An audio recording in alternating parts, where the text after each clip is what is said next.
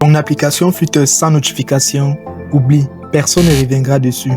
Aujourd'hui, je vais te montrer comment ajouter deux types de notifications que toutes les applications modernes utilisent aujourd'hui. Les Local Notifications pour programmer des rappels directement sur ton téléphone et les Push Notifications pour envoyer des messages en temps réel, comme WhatsApp par exemple.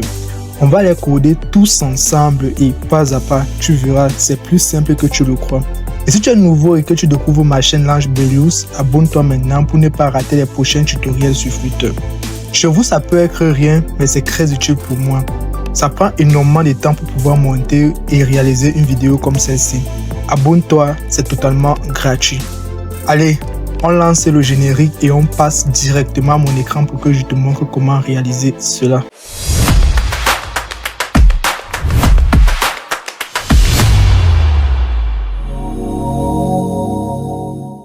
Voici ce que nous allons voir ensemble durant toute cette vidéo. La première des choses, ça sera la Local Notification.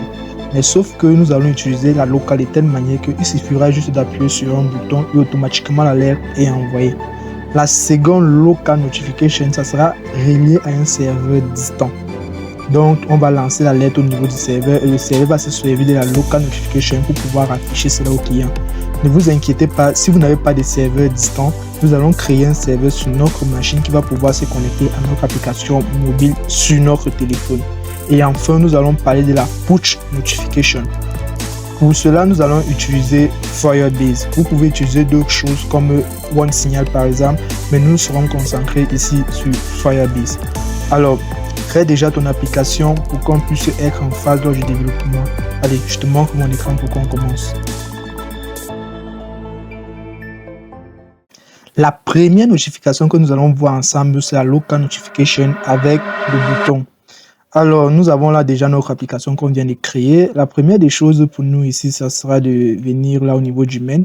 Et tout ce qu'on va faire, on va nettoyer tout le code qui est ici existentiellement. Donc, on va venir ici en bas. Cette classe-ci, elle ne nous intéresse pas. Cette classe-ci aussi. Donc, ce qui fait en sorte qu'on va supprimer tout ça. Voilà. On va aussi retirer ces commentaires-ci. Et l'application ici, je vais l'appeler là Lange Belius. Voilà. Non. Ok, Lange Belius.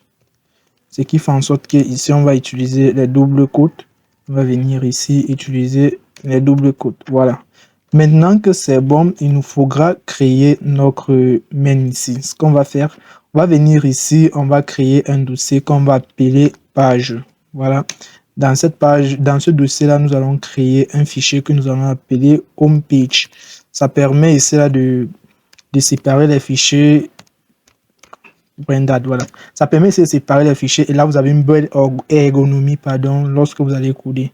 Donc ici nous allons utiliser ça, le stateless widget. Voilà. Et ici nous allons l'appeler homepage.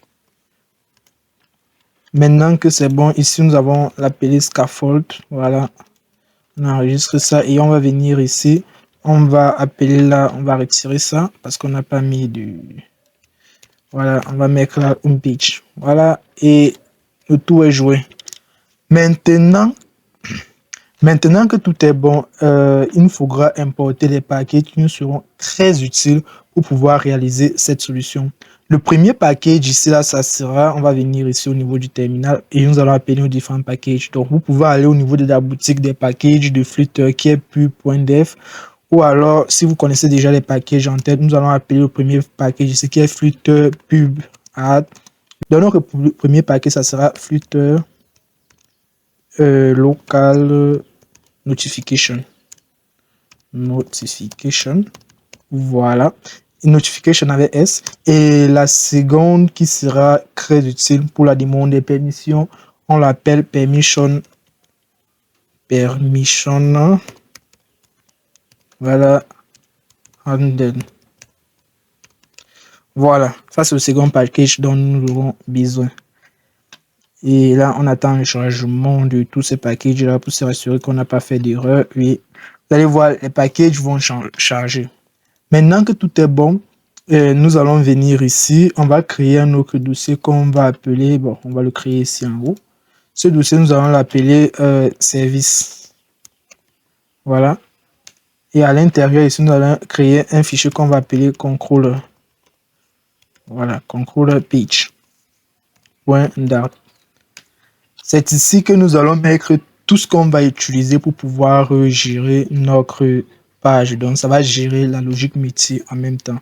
Alors, nous allons créer ici ce qu'on appelle une classe. Voilà. Et cette classe-là, nous allons l'appeler, bon, elle nous propose déjà là un control page. Nous allons récupérer tout cela, mais sauf que tout ce qui est à l'intérieur, là, ça ne nous intéresse pas du tout. Voilà. Donc, même ça, ça ne nous intéresse pas. On n'a pas besoin de ce widget-ci. OK. Maintenant que tout est bon, nous allons venir ici à l'intérieur. La première des choses que nous allons faire ici, ça sera d'importer d'abord notre Flutter notification. Donc, nous allons le mettre dans une variable ici. Nous allons l'appeler final. Voilà. Nous allons mettre ici notification. Voilà.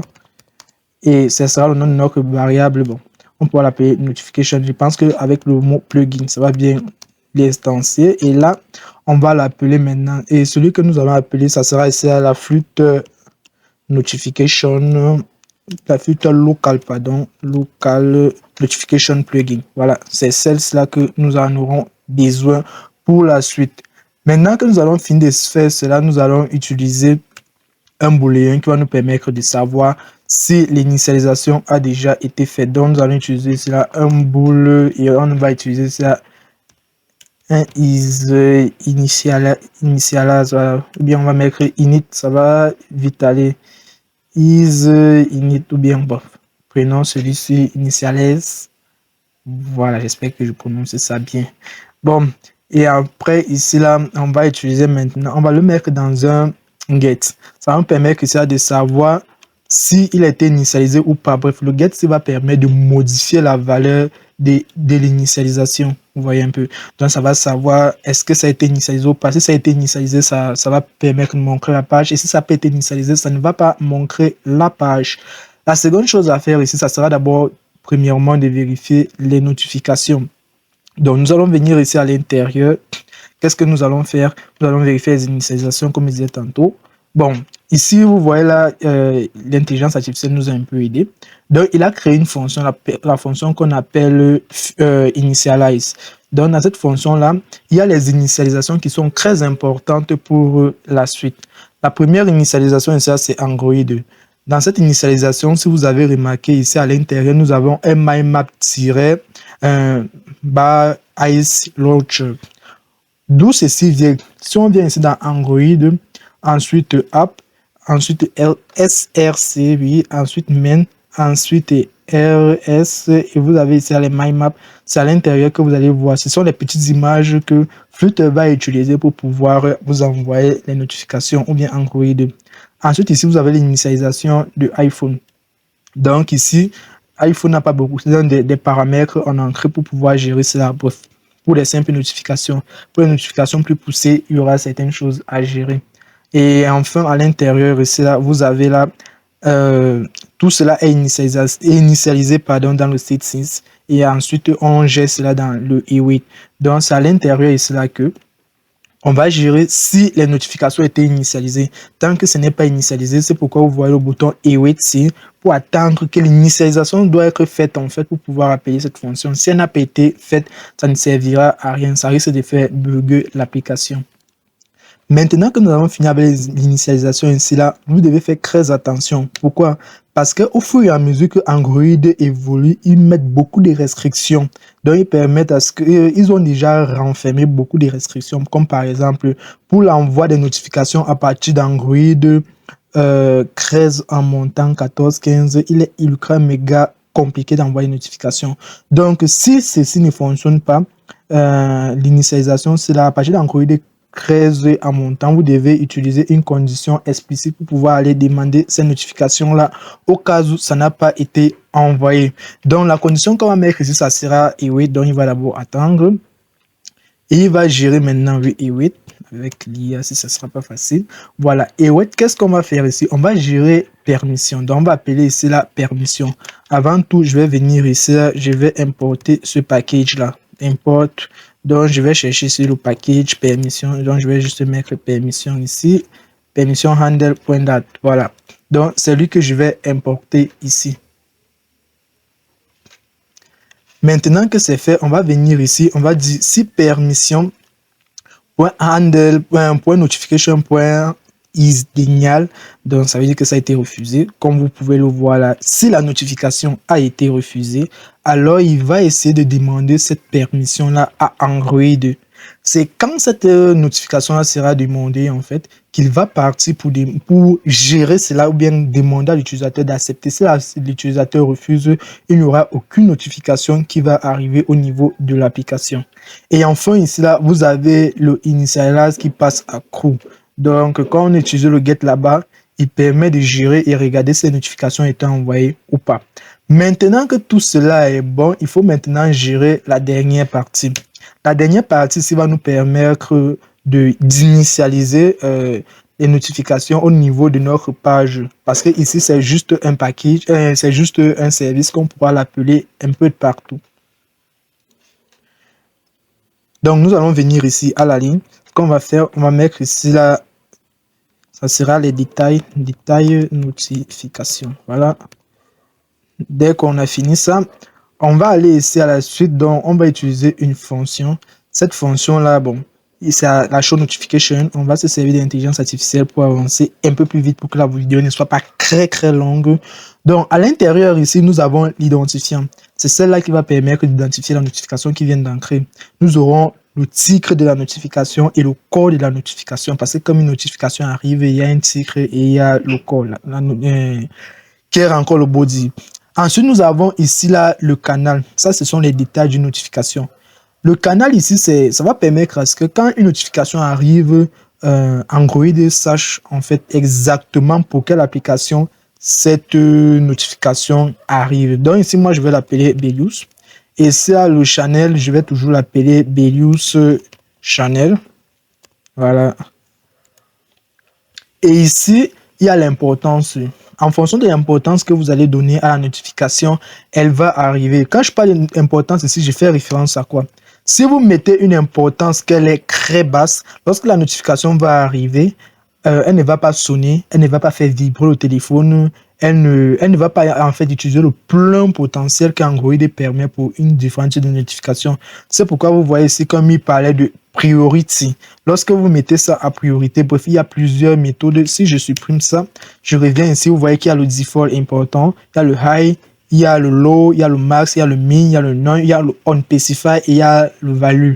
Donc ici, nous allons utiliser le max. Donc il va utiliser la dernière version, la plus grande version en fait, ou bien la plus grande du monde pour pouvoir afficher notre notification. C'est la même chose avec l'importance.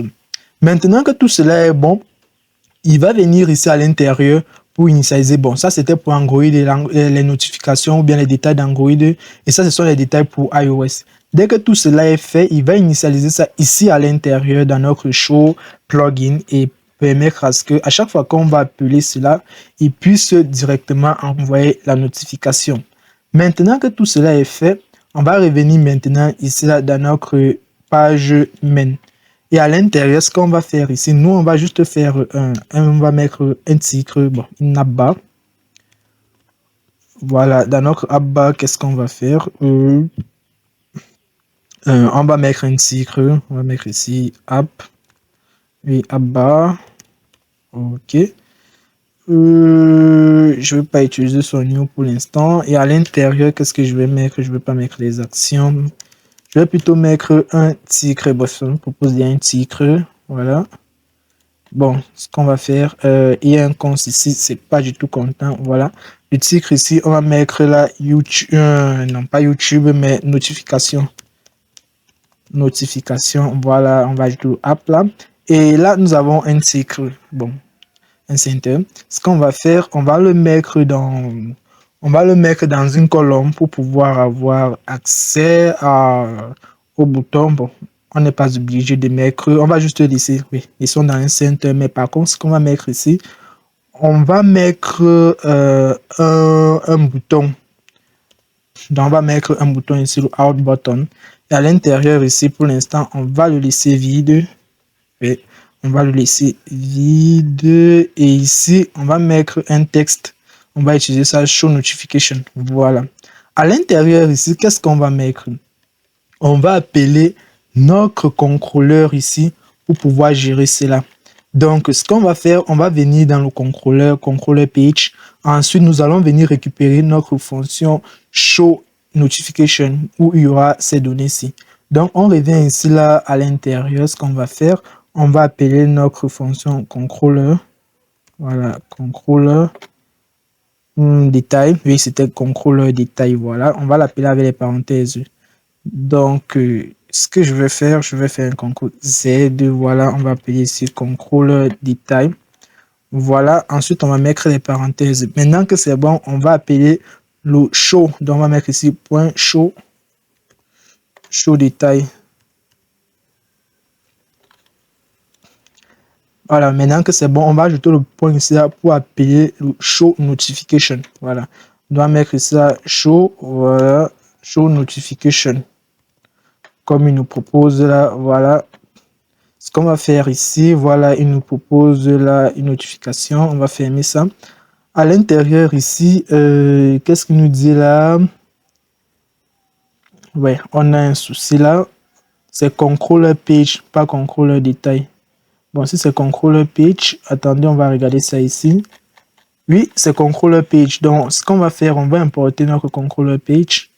Voilà. Maintenant qu'il a été importé, l'identifiant, on n'est pas obligé de le mettre. Ici, on a le titre. On va mettre ici là YouTube test. Voilà. On va mettre ça en majuscule.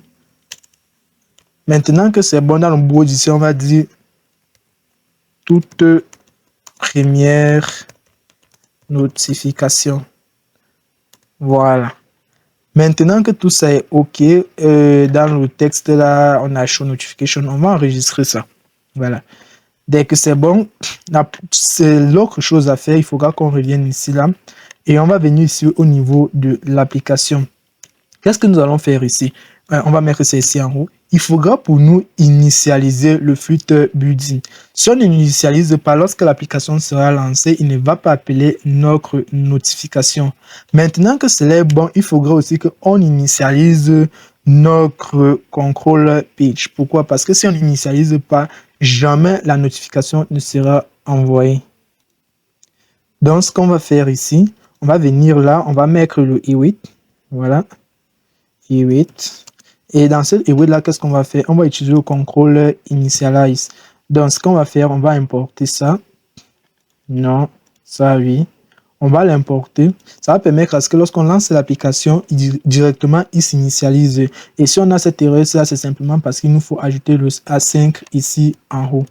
Maintenant que tout est prêt, si vous partez lancer votre application ainsi, ça ne va pas fonctionner. Pourquoi? Parce qu'il faut travailler avec le noyau de Android. Et le noyau d'Android dans Flutter, c'est dans le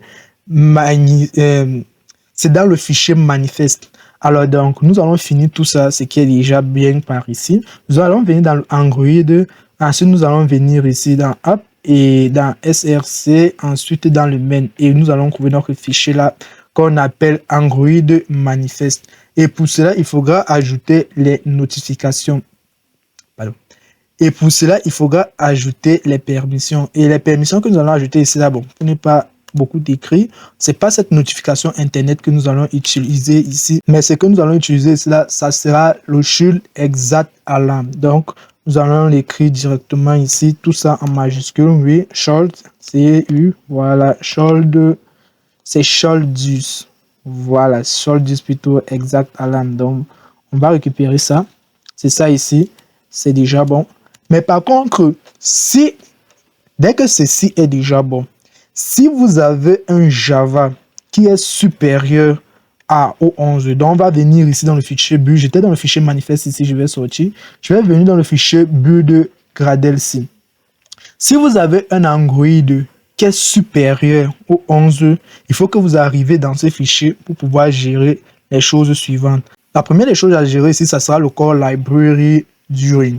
Donc, il faudra l'appeler à partir d'Android 8, en partie, pardon, de Java 8 en montant. Si vous ne l'utilisez pas, ça ne va jamais fonctionner. Vous allez avoir une erreur vous disant que le core library is not defined et tout le reste. Donc, pour l'appeler, nous allons juste ici utiliser un is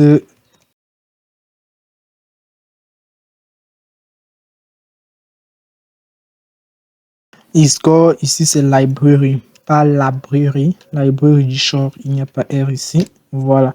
Donc, voici exactement ce que vous allez écrire. Je vais vous mettre cela dans les commentaires pour que vous puissiez juste le copier et le coller. Donc, vous allez récupérer ça. Vous allez mettre juste dans la partie compilation option. Donc, c'est à l'intérieur ici que vous allez venir ajouter cela. Comme je l'ai dit tantôt, on va noter que c'est à partir de Java 8 en montant. Java 8 et plus. Donc, si vous avez à partir de Java 8 et plus, vous devez l'utiliser, sinon ça ne va pas fonctionner. Maintenant que c'est bon, nous devons venir ici en bas pour gérer les initialisations de ce fichier. Parce qu'après l'avoir initialisé ou bien l'avoir ajouté là-bas en bas, il faudra qu'on ajoute cela. Donc, on va gérer les dépendances. Ici, là, on va appeler dependencies. Dependencies, voilà. Dependencies avec S. Puis, nous allons utiliser les doubles quotes. Non. À l'intérieur ici de nos dépendances, qu'est-ce que nous allons mettre à l'intérieur? La première des choses, ça sera de gérer l'implémentation. Donc, il faudra gérer l'implémentation. Et pour gérer cela, vous allez copier la même chose que je vais mettre à ce niveau-ci.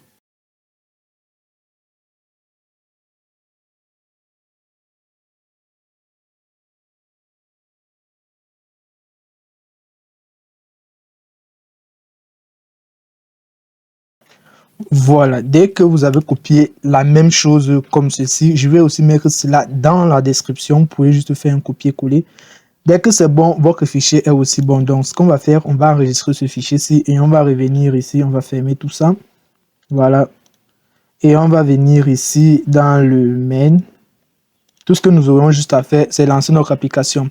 Alors, moi, je développe avec une application, avec un émulateur en externe dans mon téléphone. Je vais vous afficher quelque part ici, là. Et vous, si vous avez un émulateur dans votre machine, bien à l'extérieur du téléphone, c'est toujours bien. Moi, j'utilise à l'extérieur du téléphone parce que ça demande moins de ressources à ma machine. Alors, on se retrouve juste après le lancement de mon application à moi. Alors, lors du lancement, nous avons eu une erreur à l'intérieur. Ici, ce plunge multidext. Ok.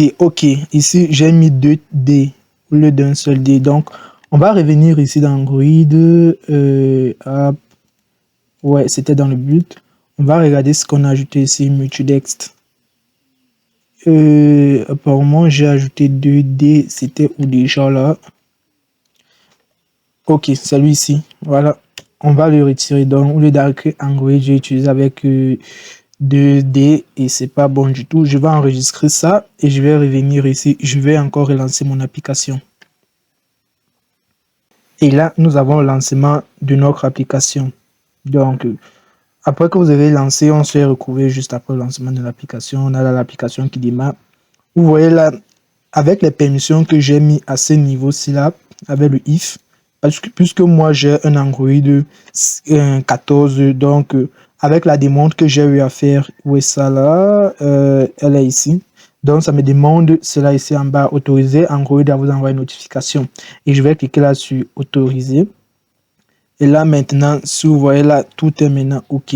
Si je clique ici sur show notification, et là nous avons mon téléphone qui vibre et il y a la notification qui est arrivée ici en haut avec Hello Text, tout première notification. Donc si je reclique encore dessus, j'aurai la notification qui arrive, mon téléphone qui vibre et la notification qui sonne. Donc c'est l'importance aussi des priorités et tout le reste qu'on a eu à ajouter. Et si vous remarquez, ça le logo des flûteurs ici en haut. Ok, maintenant que tout cela est bon, on va passer maintenant à la seconde notification. Nous allons continuer avec la deuxième notification qui est la notification en local, mais sauf que nous allons nous servir d'un serveur distant. Comme je vous ai dit depuis le début, nous allons utiliser notre propre machine pour pouvoir faire un serveur. Alors, pour cette vidéo, nous allons utiliser un framework ultra méga simple et qui va dans nos standards ainsi que pour la vidéo. Nous allons utiliser Fast API. Alors, pour cela, qu'est-ce que nous allons faire?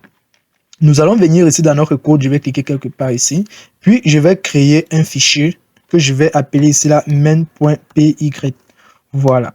À l'intérieur ici là, vous allez prendre le même code que je vais mettre ici là et vous allez l'enregistrer. Donc je ne sais pas où je vais le mettre. Soit je vais le mettre en description, soit je vais vous laisser un lien GitHub que vous allez aller chercher cela, ou bien je vais vous mettre un prompt que vous allez demander à l'intelligence artificielle de gérer. Mais c'est un code ultra méga simple.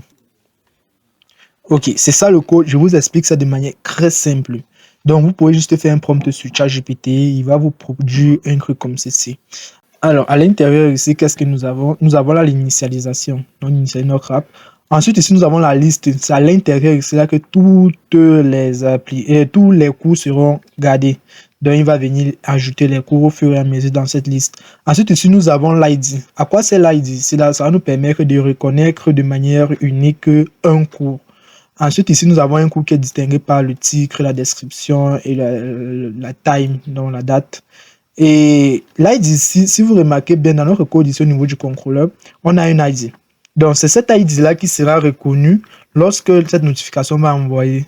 Et ça va aussi permettre de connaître qu'une notification est différente de l'autre. Parce que s'il n'y a pas d'ID, on peut avoir une répétition. Il ne va pas connaître que telle notification est une nouvelle notification. Alors, ensuite, ici, là, nous avons l'ajout d'un coup. Pour ajouter un coup, qu'est-ce que nous avons? Nous avons l'ID, le title, la description et le time. Ensuite, nous avons l'ajout. Donc, Appen, en fait, ici, permet d'ajouter un nouveau coup dans la liste courses. Et en même temps, l'incrémente le courses ID. C'est pour permettre à ce qu'à chaque fois, on puisse connaître qu'il y a une différence de cours. Et enfin, ici, là, nous avons là le message. Lorsque vous allez directement, vous allez ajouter, on va vous dire que message cours ajouté avec succès dans la data. Alors, pour pouvoir maintenant lancer cela, qu'est-ce qu'on va faire? On va utiliser ici là, le UV-Core. Voilà, UV-Core. Qu'est-ce qu'on va faire? On va mettre ici mn-app. Voilà. Et on va mettre ici un -reload. Voilà. On va faire un reload. Et là, nous avons notre notification qui a été lancée. Bon, pas la notification. Nous avons notre serveur qui a été lancé.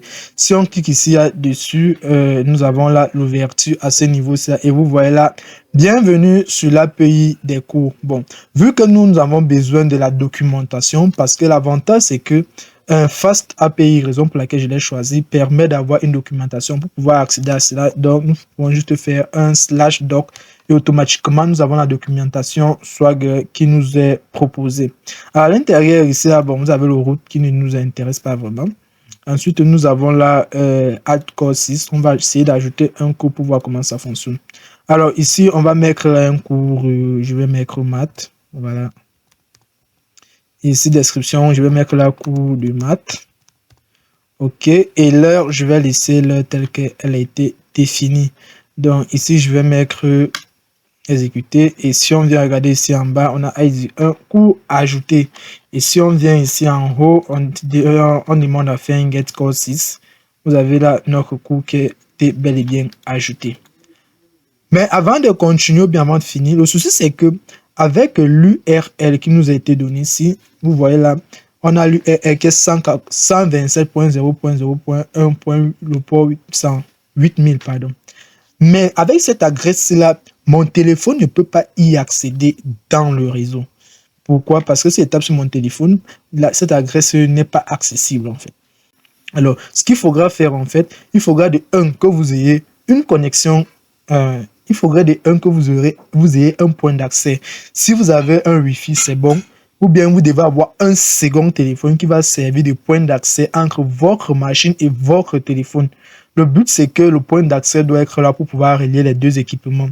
Une fois que vous avez ce point d'accès, la seconde chose à faire, c'est au lieu de lancer avec la commande qu'on vient de lancer ici, le reload tout court, ce qu'on va ajouter ici, là, on va ajouter ici là, le host. On va mettre ici là, host. Voilà. On va mettre le host à 0.0.0.0. Et enfin, nous allons mettre le port. Et le port, nous allons le laisser au port 8000. Voilà.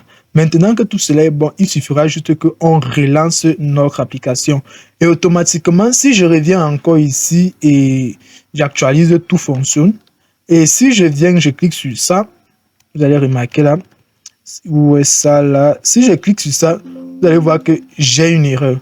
Pourquoi j'ai une erreur? Parce que ce port, si normalement ça ne fonctionne pas. Pour pouvoir y accéder dans tout le réseau, ce qu'il faudra faire, il faudra que je cherche mon adresse IP à moi qui permet de donner l'accès à tout le monde dans le réseau. Ce qui fait en sorte que si je tape ici la CMD et je viens taper ici la IP config, à l'intérieur ici, j'ai mon adresse IP dans le réseau. Tout ce que j'aurai à faire, je vais juste copier mon adresse IP ici. Je vais venir là, je vais retirer ce qui est devant. Et je colle ça. Donc, si je relance, vous voyez que j'ai accès à mon API. Et si je mets ici là le /doc, voilà. J'accède directement à mon API. Mais par contre, si je viens ici, là, je coupe ça. Donc, je vais couper ça. Voilà. Je vais lancer avec la première commande juste. Et si je reviens ici et j'actualise, vous allez voir que je n'aurai pas accès à cela, comme vous pouvez le constater. Alors, pour éviter cela, vous devez utiliser la commande comme je viens de la lancer là tout à l'heure. Donc, utilisez le uvercork main-app-reload-host. Vous mettez le host et enfin vous mettez le port et le tout est joué. Maintenant que nous avons fini ici, il est temps pour nous de revenir maintenant dans notre code où nous allons gérer tout cela. Avant de continuer, la première chose à faire, on va retirer ça, on ne va pas retirer, on va juste appeler notre terminal. Et à l'intérieur ici, la première chose à faire, ça sera pour nous d'appeler un nouveau package qui va permettre de gérer la transaction entre notre serveur et notre téléphone. Et dans Flutter, pour pouvoir le faire, nous devons utiliser la commande, le package, pardon, HTTP tout court. Et nous allons lancer automatiquement, le package sera importé. Alors, en attendant que le package est importé, nous avons ici à la page homepage. Ce qu'on va faire, on va créer une nouvelle page. Comment on va l'appeler? On va l'appeler API page. API page, voilà. Non, bon, API page, ça ne sera vraiment pas la page, mais bon, on va gérer ça ainsi. On va mettre ici la date, voilà. Et ici à l'intérieur, on va utiliser un stateful widget. Et à l'intérieur ici, on va appeler ça API page, voilà. Et ici à l'intérieur, qu'est-ce qu'on va faire? On va retirer ça et appeler le scaffold. Ok. Maintenant, on va revenir ici au niveau du main. Au niveau du main ici, au lieu d'appeler le home, on va appeler ici là, le API page. Voilà. Maintenant que nous avons fini avec notre API page, ici, ce qu'on va faire, on va venir ici là, dans API page. On va maintenant commencer à coder les choses essentielles pour pouvoir appeler notre notification au niveau de notre fichier ou bien au niveau de notre application. Maintenant, ce que nous allons faire, il faudra maintenant appeler notre API au niveau de notre application pour que les données puissent arriver et être mises à jour automatiquement. Ok, la première chose à faire ici, on va venir là, vu que ce sont des leçons, une liste, ça sera une liste de leçons qui va arriver, on va déclarer ici une liste qui sera dynamique. Bon, ici on ne parle de data, mais ça ne sera pas data, mais ça sera dynamique plutôt. Donc on va utiliser ça en minuscule, dynamique, voilà. Et ici ça ne sera pas data, mais ça sera des sons. Ok, bon, maintenant que nous avons initialisé notre liste qui va pouvoir gérer la leçon, la seconde chose à faire ici, ça sera de gérer un booléen qui sera isload. Ça nous permettra de connaître si les données ont été chargées ou pas. Il est très important de pouvoir gérer cela.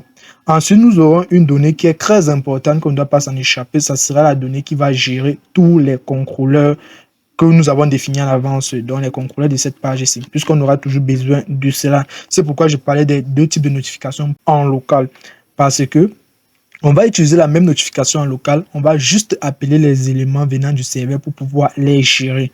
Donc, c'est avec la même notification en local. Donc, vous n'aurez pas besoin de faire un truc extravagant. On va revenir ici dans API message et nous allons donc appeler cela en utilisant le final. Le final ici, nous allons l'appeler contrôleur juste. Voilà, contrôleur.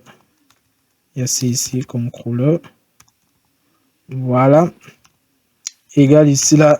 Égal à quoi? On va appeler notre contrôleur qui était là-bas derrière, qu'on a appelé contrôleur.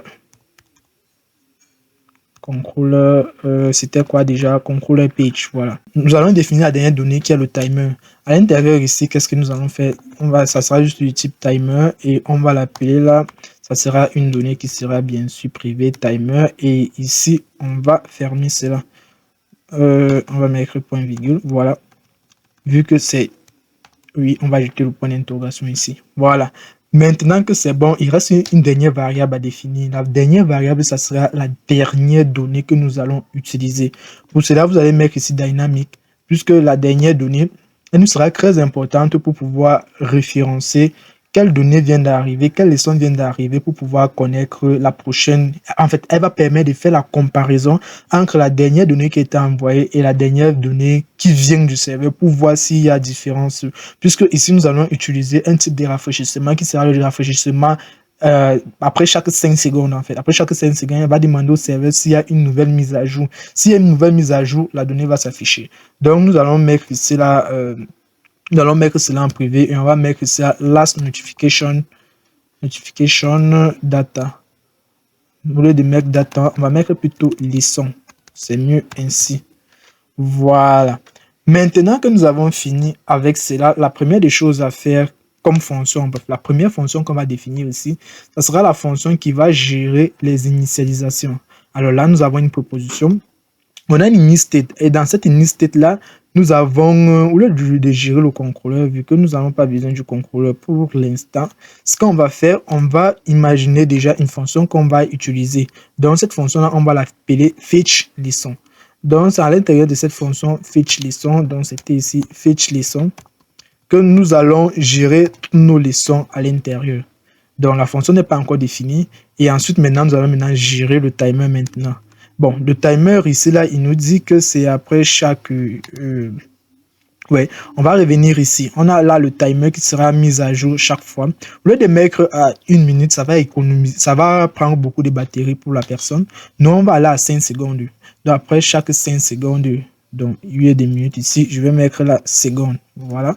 Donc, après chaque 5 secondes, elle devra faire une mise à jour pour pouvoir rafraîchir les leçons. Ne vous inquiétez pas parce que vous voyez le rouge comme ça, c'est parce que la méthode n'a pas encore été définie. Maintenant qu'à chaque fois que nous aurons, après chaque 5 secondes, ça va faire la mise à jour de ceci, nous allons maintenant partir gérer maintenant la fonction dispose. Pourquoi la fonction dispose, nous avons besoin de ça actuellement si ça va permettre à ce qu'à chaque fois que le timer a atteint les 5 secondes, il faudra qu'elle libère la mémoire. Je pense que j'avais déjà parlé de ça dans une autre vidéo. Alors, pour ça, nous allons faire ici là, un void dispose. Voilà, dispose. C'est dispose. Voilà. Et à l'intérieur ici, nous avons là le cancer dispose et le super dispose. Dès que nous avons déjà fini avec ça, c'est où maintenant nous allons commencer à parler de la récupération des coûts depuis notre API. Alors ici là, nous avons déjà une proposition là, fetchLesson, comme je disais tantôt, qui n'avait pas encore été gérée. Maintenant, dans notre fetchLesson ici là, qu'est-ce qu'on va faire? On va venir ici à l'intérieur. La première des choses à faire ici là, il faudra faire un cry et un cache. Pourquoi? Parce qu'il peut arriver que lorsque on récupère notre données, cela ne puisse pas être disponible et il ne faut pas qu'il puisse avoir une erreur. Ou que l'erreur s'affiche directement au niveau utilisateur, nous allons juste capturer l'erreur et gérer cela. Pour cela, nous allons faire ici là un cry, un cache. Voilà. Et à l'intérieur du cry ici, qu'est-ce que nous allons faire? Nous allons récupérer les informations qui viennent du serveur. Pour cela, nous allons mettre ici là un final. Et ce final là, nous allons l'appeler réponse. Voilà. Et dans cette réponse-là, bon, il nous propose un truc déjà que nous n'allons pas accepter, mais nous allons quand même utiliser son await. Voilà. Et dans cet await-là, nous devons utiliser le HTTP. Point. Et maintenant, dans ce HTTP-là, nous allons maintenant utiliser le get. C'est ce get-là qui va partir, qui va nous permettre de récupérer les leçons. Bon, ici, il nous dit que l'importation n'est pas encore gérée. HTTP, est-ce qu'il est importé là? Non. Ce que je vais faire, je vais venir ici en haut, je vais appeler là le HTTP. Donc, je vais faire une importation. Je vais mettre ici http.dart. Voilà. Et n'oubliez pas de mettre le HTTP ici à la fin. C'est très important. Maintenant que c'est bon, l'erreur a disparu. Ce qu'il faut faire maintenant, c'est pas cette URL ici que nous avons besoin. Qu'est-ce que nous avons besoin? Nous allons nous arrêter ici à 2 points. Nous allons effacer tout ce qui est derrière là. La première chose à ajouter, ça sera le 192. Vous vous rappelez, on a dit qu'il fallait accéder à la donnée depuis mon adresse à moi. Donc 192.168, vous vous rappelez de mon adresse, il est où? C'est ça ici. 192.168.1.190. Voilà, point 1 ici, point 190. Maintenant que c'est bon, nous allons maintenant venir ici au niveau de l'URL. Donc, nous allons venir ici en bas. On dit ici pour pouvoir faire le get. Oui, pour pouvoir, ça c'est le post. Voilà, ça c'est le post core 6. Et pour faire le get c'est /core 6. Donc, voici où nous allons récupérer notre donnée ici. Si vous vous rappelez bien, si on vient au niveau de... On va revenir d'abord ici. On va relancer le serveur pour que vous voyez très bien comment ça fonctionne. Voilà. Donc, si je reviens ici, voilà. Et quand on regarde bien pour l'affichage des données et que je fais ici là, un cry et j'exécute ici, vous voyez ça, on a 120, bon, ça c'est lorsque nous sommes en local, 127.0.1.800 /core 6. Donc, vous voyez un peu. Donc, c'est la raison pour laquelle je vais revenir ici au niveau des API. Au lieu de mettre /API, qui ne sert à rien, je vais plutôt mettre ici là, /core 6. Voilà, donc on va retirer ça ici. Donc, voici comment on va récupérer nos données. Bon, je pense que si on actualise celui-ci, il est censé déjà fonctionner. Voilà, donc c'est /core 6. Pour ceux qui ne connaissent pas comment utiliser très bien les API. Maintenant que tout cela est bon, on va maintenant continuer. La seconde chose à faire maintenant qu'on a déjà notre donnée, qu'est-ce qu'il faut faire par la suite? Donc, on va sortir de là. Il faudra maintenant gérer est-ce que la donnée a été très bien renvoyée. Bien là, il nous propose déjà un truc. On va prendre ça. If réponse.statut code égale à 200, déjà bon. Ce que nous allons faire ici, on va retirer le state là. Voilà. La première des choses à faire, il faudra qu'on décode la donnée. Et pour cela, nous allons utiliser ici le final data. Voilà. Et nous allons utiliser cela le JSON pour pouvoir décoder notre donnée. Donc, à l'intérieur de cela, nous allons utiliser ça le JSON décode. Et dans ce JSON décode là, c'est là où on va mettre maintenant notre réponse.body. Donc, on va d'abord supprimer ça. On va mettre réponse, voilà. Et on va maintenant mettre ici .body. Donc, ça va nous permettre de récupérer notre réponse. Je pense que nous avons une mauvaise fermeture ici. Il y a un truc qui n'est pas fermé du tout. Ok, on va gérer ça. Et lui, il se ferme là. Quand il y a un cache, bref, on va gérer ça plus tard. On va d'abord revenir ici. Maintenant qu'on a fini maintenant avec ça, ce qu'on va faire, il faudra maintenant gérer la mise à jour de l'état avec les nouvelles listes. Donc, à chaque fois qu'il y a une nouvelle liste, il faudra qu'on gère ces mises à jour. Donc, on sera, rassurez-vous que vous êtes dans le if, bien sûr.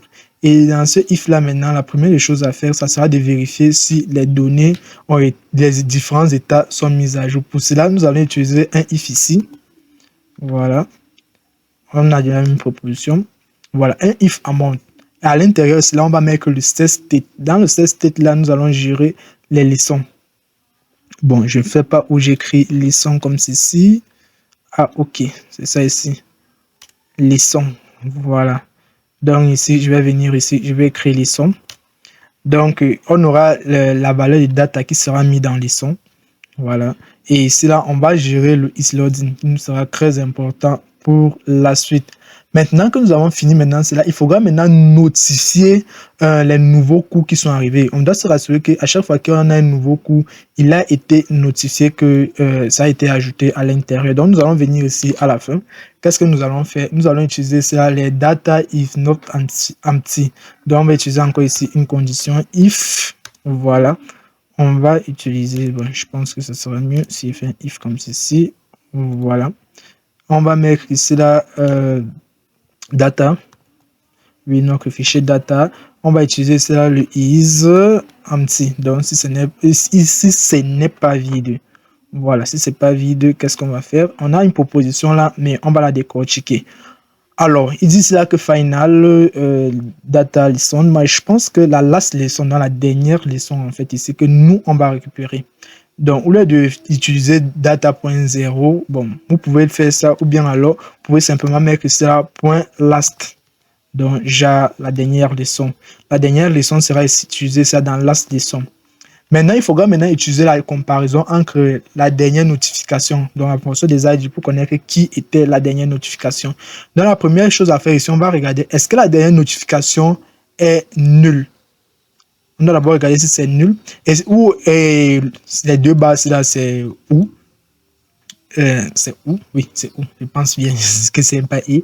Et en fait, nous avons ça le last lesson, donc la dernière leçon doit être différent de la dernière notification. Donc, la dernière leçon doit être différente de la dernière notification. Donc, on va récupérer ici leurs identifiants. Et si c'est le cas, qu'est-ce qu'on fait? On appelle maintenant ici à l'intérieur notre show notification. Vous vous rappelez de notre show notification? C'est lui ici là, avec ses différents détails. C'est à l'intérieur maintenant qu'on va remplir ça en lui donnant ici l'ID. On va lui donner ici là, le nom. On va lui donner ici là, la description.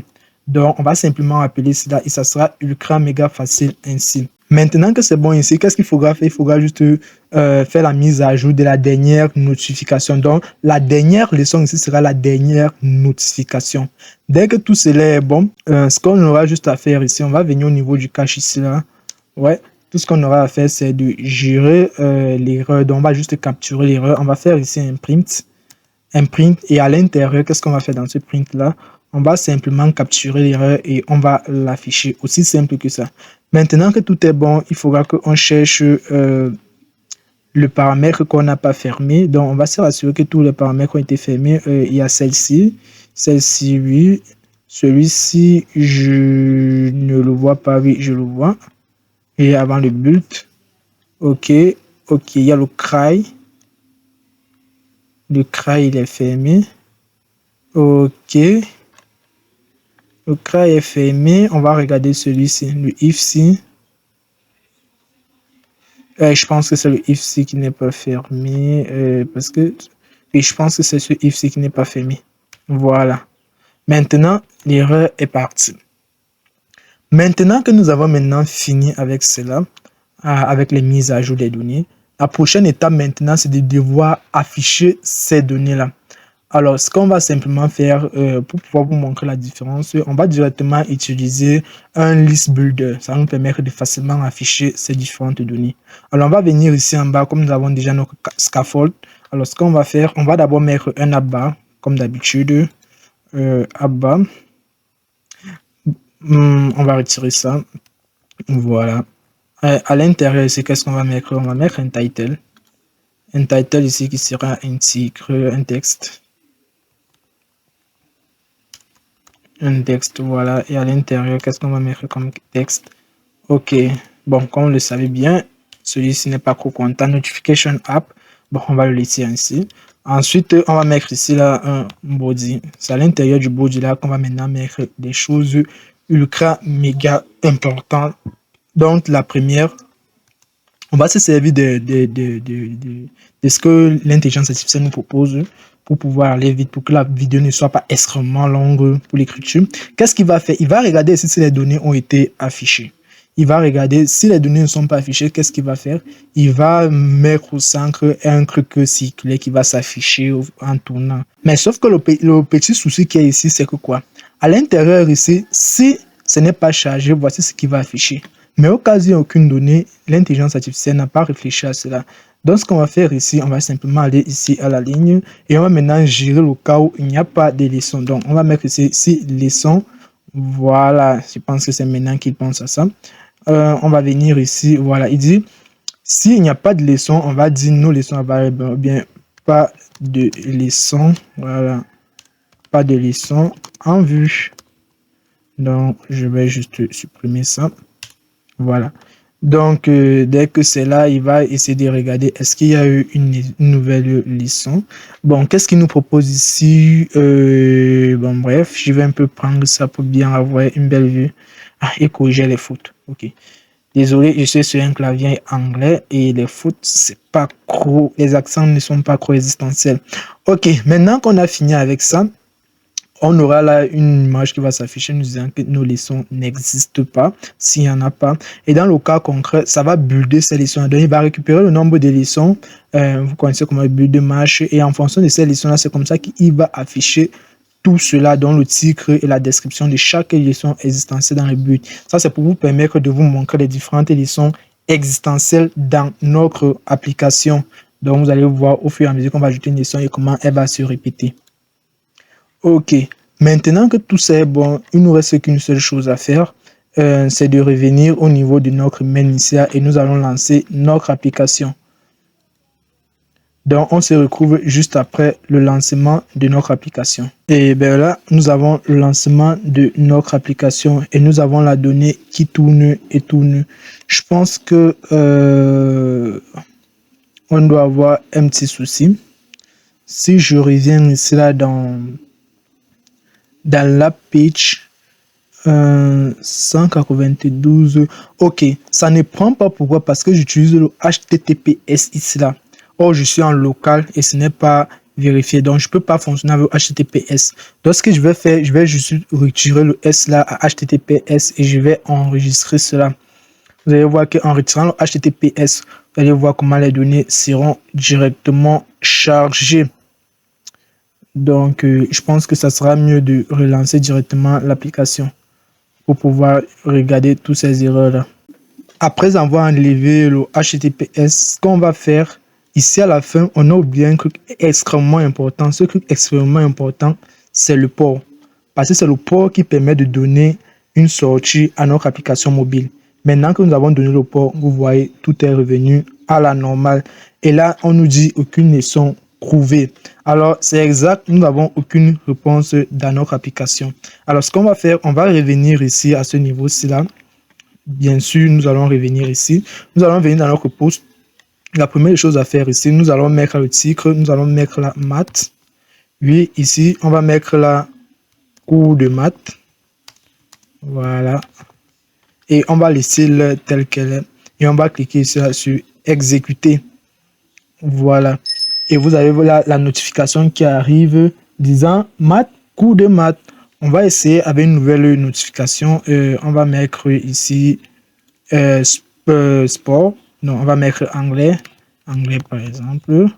Voilà. Ici, on va mettre cours d'anglais. Voilà. Anglais.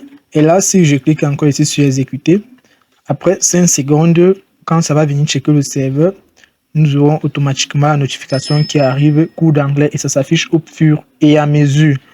Alors, maintenant, vous savez comment faire une notification venant du serveur. Tout ce qu'il vous faut, c'est un serveur distant ou bien un serveur en local. Il n'y a aucune différence tant que vous avez le bon endpoint. Ça, c'est juste à titre éducatif. Ne l'utilisez pas parce que, comme vous voyez, il n'y a pas le HTTPS.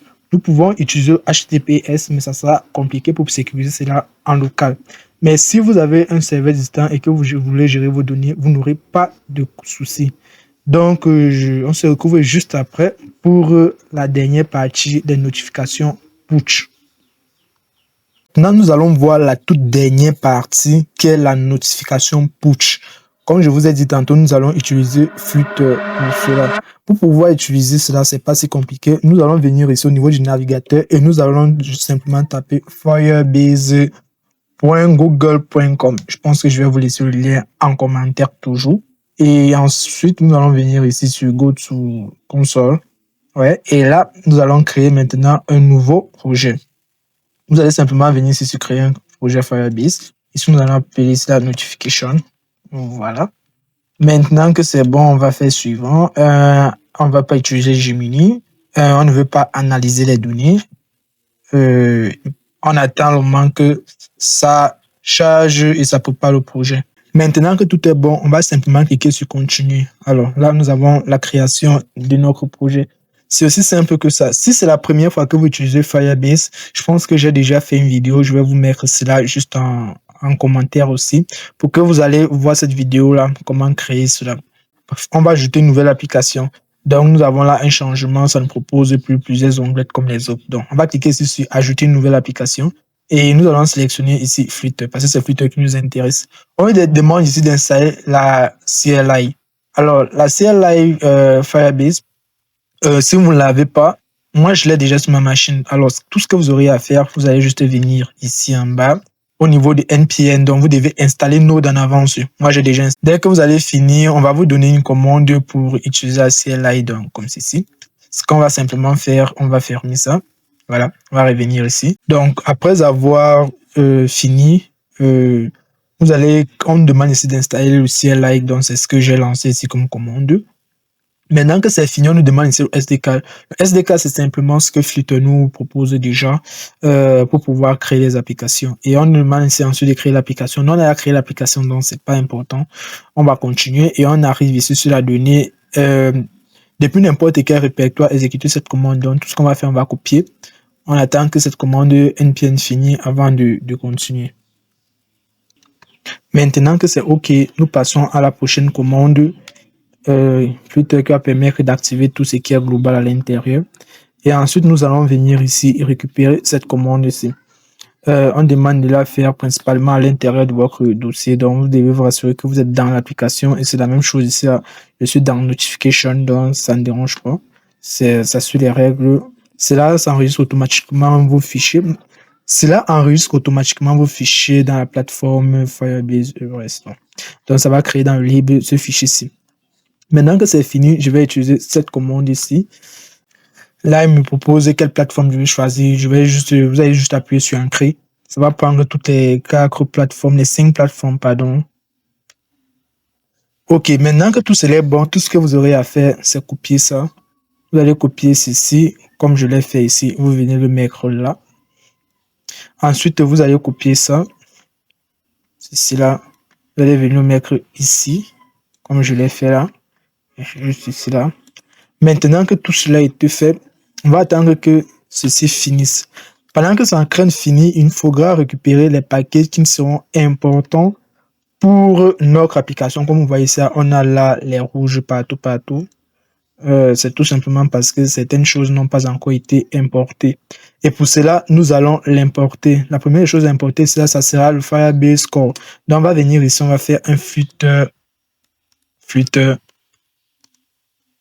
pub add, voilà, pub add, puis on va ajouter ça, et ensuite ici, on va ajouter ici la messaging, puis on devra ajouter le messaging pour pouvoir gérer cela, messaging, je suppose que c'est comme ça que ça s'écrit, voilà, et là, on attend que la commande puisse être lancée, parce que c'est cela qui va permettre, ce sont ces packages qui vont nous permettre de pouvoir gérer tout l'envoi des notifications push. Bon, sauf que le messaging que je viens de prendre, je pense que ce n'est pas le bon. Donc, on va plutôt utiliser le Firebase Messaging. C'est pas juste le messaging. Messaging simple, c'est pour gérer les messages au niveau de l'application. Donc, on va utiliser le Firebase Messaging. Donc, ça va me permettre d'importer cela. Dès que tout est bon, ou bien pendant que c'est en train de charger, nous allons venir ici au niveau des services. Voilà, nous allons créer un nouveau fichier que nous allons appeler API, tout court, API.dat. Voilà. C'est à l'intérieur ici là que nous allons définir tout ce qui nous sera exagérément important pour pouvoir lancer notre application. Alors, ce qu'on va faire ici, on va juste créer une classe. À l'intérieur, on va mettre API Flutter. Voilà. On va mettre ici notre API Flutter. Et à l'intérieur, on va fermer les accolades. À l'intérieur, la première des choses, ça sera d'initialiser notre Firebase Messaging. Et pour cela, nous allons utiliser le final. On va utiliser quoi comme nom? Bon, on va l'appeler Firebase Messaging. Firebase Messaging. Voilà. Et maintenant, ça va être égal à quoi? À Firebase Messaging Instance. Donc, on va juste l'instancier. Alors, il se plaint que ça n'a pas été importé et là, on l'a importé. Maintenant que c'est bon, la chose suivante à faire ici, il faudra écrire la fonction qui va gérer les initialisations. Comme vous le savez tous, les initialisations sont très importantes. S'il n'y a pas d'initialisation, notre application va bugger. Donc, ça ne va pas envoyer même d'abord des notifications. OK, si on regarde comme ceci, on a là l'initialisation. Donc, à l'intérieur ici, là, nous avons la demande de permission qui est très important, que ce soit sur iPhone, que ce soit sur Android, c'est très important. Et ensuite, ici, là, nous avons la récupération des tokens. Il est très important que nos tokens soient récupérés. Pourquoi? Pour un début, on aura besoin de ces tokens-là pour pouvoir simuler l'envoi des messages. Et à l'intérieur ici, on va faire un print de ce token dans le build. Ça va nous permettre de récupérer cela et tester. Maintenant que tout cela est bon, ce qu'on va faire maintenant, on va revenir ici au niveau du main et on va appeler notre initialisation de API. Donc, on va venir ici et on va aller à la ligne. On va faire ici un API page, voilà. Et on va faire ici un point. Et ce point-là, ça sera initialisation. Juste c'est initialisation ce que nous avons utilisé là-bas. Bon, je pense que c'est ça. Si je reviens ici sur API Page, non, sur API tout court. Voilà, c'est initialize, oui. Non, c'est API Flutter. Oh, je comprends maintenant mieux. C'est pas API Page, mais c'est API Flutter. OK. On va mettre ici les parenthèses. OK. Tout est bon. Et maintenant, ici, au lieu d'appeler notre API Page, on va appeler ici à notre Home Page à la place. Voilà, ça va faire moins de données là-bas vu que le serveur ne sera pas encore tourné. J'ai arrêté notre serveur. OK. Maintenant que tout cela est bon, il nous reste qu'une seule chose à faire, c'est de lancer notre application. Aussi simple que ça. Il n'y a pas grand-chose à faire pour que Flutter puisse envoyer nos notifications. Donc, on va venir ici au niveau du build et tout ce qu'on aura à faire, c'est de lancer notre application.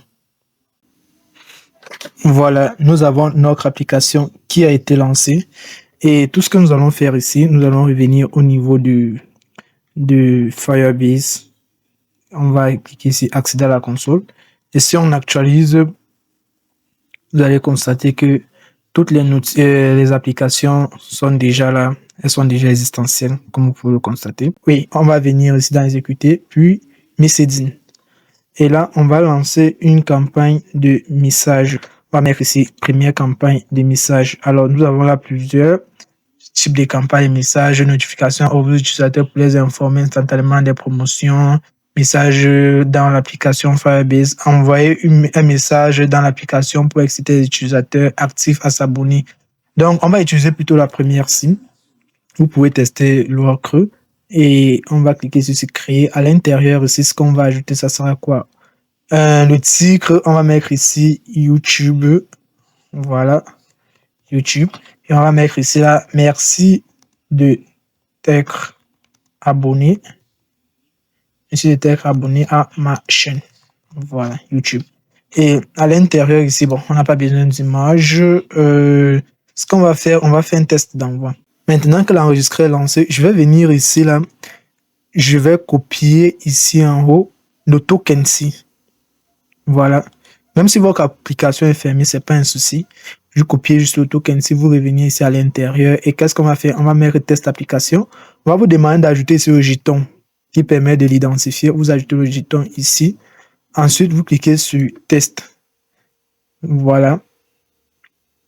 Là, voilà, vous voyez notification, nouvelle notification. OK. Donc, vous voyez que la notification arrive. Et si je reclique encore sur test, je vais utiliser le même token et je vais encore envoyer. Vous allez voir, la notification va toujours arriver. Alors, pour la suite, ça ne sera pas compliqué pour pouvoir l'ajouter. Il faudra juste récupérer ce token-là pour pouvoir envoyer une notification. Bon, majoritairement, les notifications vont venir dans ligne. Donc, si je désactive ici, je ne sais pas si ça va arrêter l'enregistrement. Voilà. Si on regarde à l'intérieur, si vous voyez YouTube, merci d'être abonné à ma chaîne. Alors, nous venons de faire ici le parcours de toutes les notifications les plus utilisées. Donc, si vous avez été content de cette vidéo, n'hésitez pas à lâcher un pouce bleu et de me dire la notification que vous utilisez le plus.